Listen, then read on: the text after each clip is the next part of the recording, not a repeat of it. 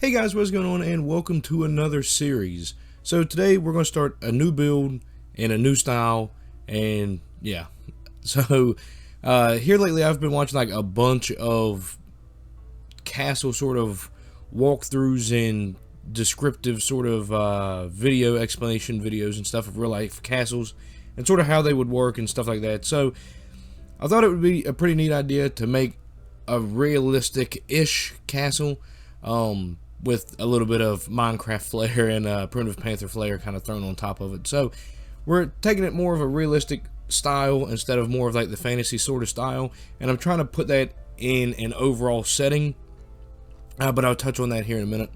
But yeah, so this one here that we're going to build in this episode is Fallcrest Castle. Now I'm not going to show you, it's actually here in the background because I'm recording this after the fact, but like I said, this is Fallcrest Castle. There's actually going to be a lot more to this castle than we already have built, but I'm going to take it in sections, sort of building from the center out, or like the deepest part, I guess kind of like the keep, out towards the outside of the castle. And the landscape that it's in is going to be extremely sort of vital for the way the castle works. And it's going to look really weird, but I think at the end of the day, once the castle is built around the landscape and stuff, it should actually look pretty cool, pretty unique, pretty realistic. But that's what's going to kind of give it its fantasy flair. So, anyways, this one here is not in my single player world of Selvaria, which is where all my other builds are. This is not in Yavinia, which is on the server with Bad Ronin and several other people. This is actually on a continent that I have not named yet. Like I said earlier, it is in the overall world of my fantasy setting, my fantasy world that I'm building. This is actually one of the continents in that, and it's either going to be off to the probably northeast, or probably not directly east, probably a little bit northeast of Selvaria. I'm not too sure yet. Depends on the whenever I write the stories and stuff of how they relate to one another. So once I get that done, I am currently working on a world builder, and it'll have like an entire map, so you can see like where stuff is out laid in kind of like a relation to each other. Now this one is nowhere near as big as Selvaria, but it's still pretty big, I guess. In scale of Selvaria, this is going to be one of like the larger islands. Yeah. So once I get that finished, I'm going to drop that down in the description and everything. But yeah, it'll probably be a while before I get to that. But anyways, guys, just so you know, we'll be down there sometime or another. But as we go through the series here, I'm going to try to explain more and more about Fallcrest as a city and a castle, because it's actually going to be both. Like Fallcrest is the name of the city, and then this is going to be Fallcrest Castle here on top of it. But like I said, it is going to be a really weird layout here with the way the landscape is laid out. But anyways, I'm going to try to explain more and more about it, like as we go through it, like its history and like what it's currently used for and things of that nature. But for right now, I'm just going to kind of keep it pretty simple and explain some stuff at the end of the video whenever we do a first-person walkthrough. So yeah, for now, I'm just going to pop on over here to the time lapse. I hope you do enjoy it. It is going to be a bit, probably a little bit longer, probably around I think 8 minutes it is. But anyways, guys, I hope you do enjoy it, and I will see you in a bit.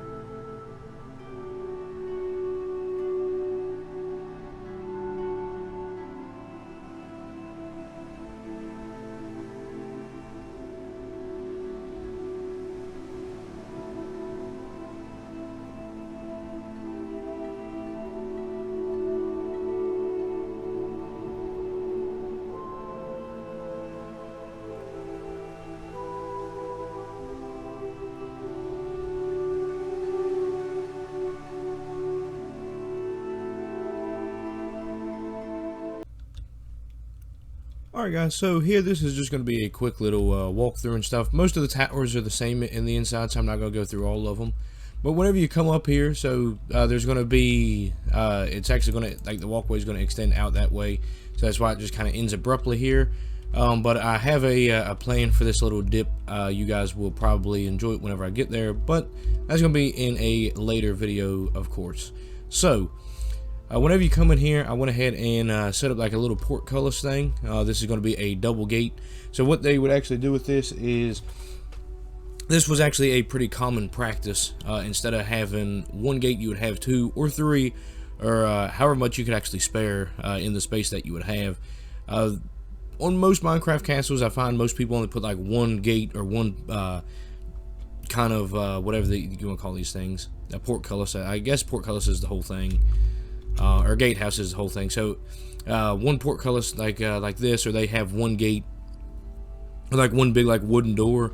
And obviously you wouldn't use a wooden door because you could just burn it down in like a siege. So the more protection that you had to get into the castle, the better. So at least two would be the way to go. If you could afford to have a third one in here, which I definitely could, that would even be a better way to go. But I thought two of them would be okay for now. So I just went ahead and used some iron over here to kind of make it look like there's a slot that it goes down through. So kind of once it drops down so far, then it kind of has like even some protection, so you can't kind of break the edges there, like the weak bits of it. Once you come into here, then there would be a second gate that you would have to bust down, and the entire time that they were there trying to do that, there are murder holes here on the side for like the defenders of the castle.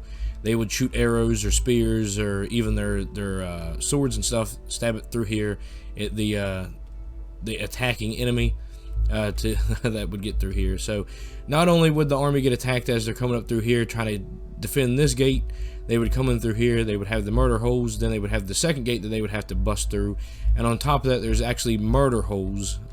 These are the murder holes, these are arrow slits, my mistake, that they would have to contend with. So like the defenders could, you know, throw spears or shoot arrows or throw rocks even. That was pretty popular back then. They would throw rocks down through the thing. There's a misconception where they would pour like a hot oil down through these on like attackers, like attacking armies and stuff. I'm sure that happened some, but oil was extremely expensive back then. So it would be more realistic that they would pour like hot water, because of course water's everywhere. Like they would pour like maybe hot water down on the defender or on the attackers.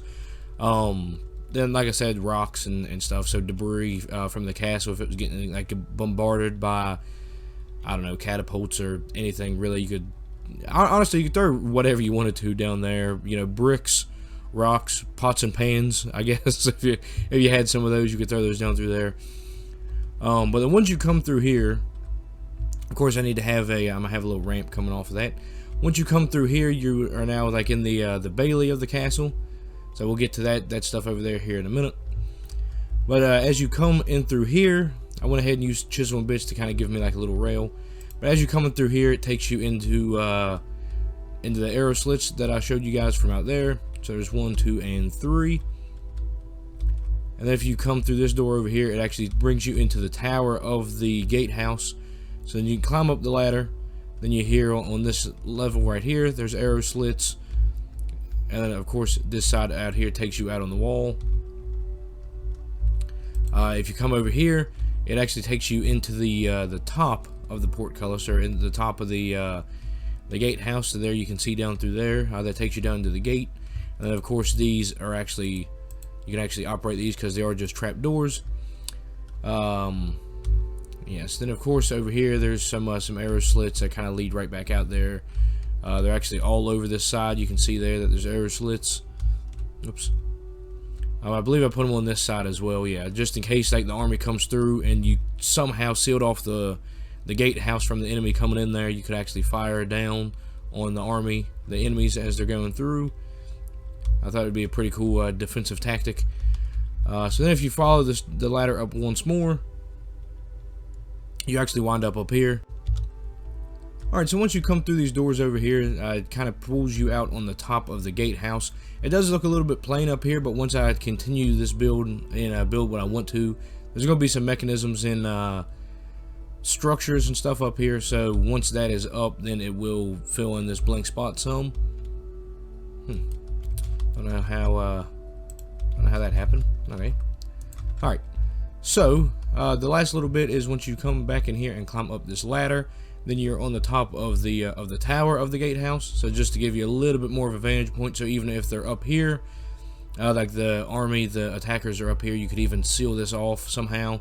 Maybe cut the ladder, do whatever you wanted to do, and then you could kind of be secured up here and kind of fire down on whatever attackers are up here. So that even just adds to the security, I guess, or the defendability of the castle. So any little bit that you could get to defend the castle definitely helps. So little bits like that you can kind of block off and shoot down at the enemies. Every little bit that you can kind of block off slows them down and slows the progress down and whatnot. So yeah, that's kind of what I was going for. So like I said, I've been watching a bunch of sort of like YouTube videos that explain stuff about castles and whatnot. So I'm trying to incorporate as much of it into this build as I possibly can. So on this tower, if you come down, you can kind of go out this door here, or you can go out this door here. And it takes you out here on the first little outside walkway.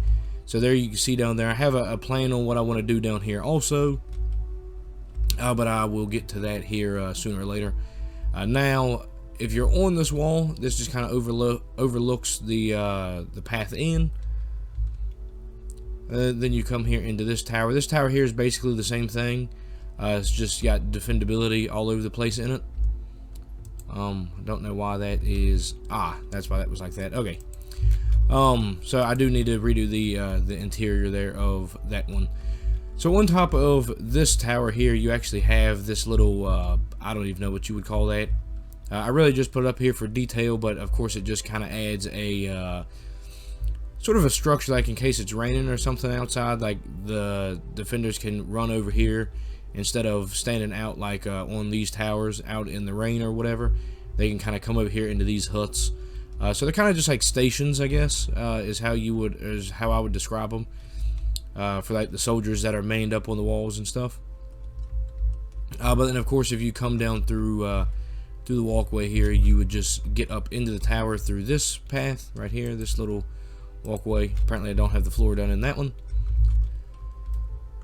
That tower is the same as that one. That was the same as the other one. That tower is the exact same as those two, but it has another one of those stations up top. And the reason it has the station over here is because those two sections of the wall aren't really connected, but they will be whenever I get the keep built there. So this one over here is a little bit special. Yeah, that tower is just the same as this one. It's just taller. I just wanted to go ahead and add it in there because it will be part of the keep. So I thought it would be neat to have a taller tower. I might actually extend it up a little bit higher, honestly. But like I said, that tower is the same as that one, just shorter. Now this one here is the biggest tower here of the wall, and I did that on purpose because not only is it a castle tower, like a defendable tower, but once you climb up so far here on it, I don't think the ladder goes all the way up, but once you climb up so far, it then turns from a tower, which would end right here. I went ahead and added this one that you guys could see there in the time lapse. So I think the ladder's on this side. So you would climb up the ladder here, and then you would wind up here. Now what this actually does is it goes ahead and acts as a lighthouse as well. So yeah, out there's the ocean and stuff, obviously. And then what this is supposed to be, it is just water right now, but I just kind of used my imagination to sort of make it like some kind of oil or something. I remember reading somewhere that they would actually use whale oil in like the old lighthouses and stuff, because whale oil burns, like whale fat burns a lot. Like it burns brightly, but it burns slowly because it's oil. So like this amount of oil would burn forever. I would yeah, that's what I got out of it anyway. So if somebody knows any better than that, then go ahead and feel free to correct me. But that's kind of the idea that I had there. I didn't want to have a light or anything in here. I just kind of wanted to have it like a huge fire, like every night, so like the ships that were coming in or whatever would know like, oh, there's an island here, so like to come in and then curve, or you know, however. Yeah, but anyways, that is as far as I have gotten here on the walls, as the description as the video says there. And yeah, so in the next episode we'll tackle on some of these buildings here. I'll probably save the keep for last, but we'll tackle some of these buildings coming on into here. Hopefully once it gets finished, it will look a lot better, a lot closer to a real castle. I think it looks pretty good as of right now, but this huge open kind of courtyard is kind of staring me in the face. But I hope you guys did enjoy it. If you did, make sure you hit that like button. If you're new to the channel, make sure you hit that subscribe button. And if you miss out on any of my other series, go ahead and pop on over to the channel and check those out. Also they are in the end screen there of the video. So guys, with that being said, I will see you later and catch you on the next one. See you later, guys.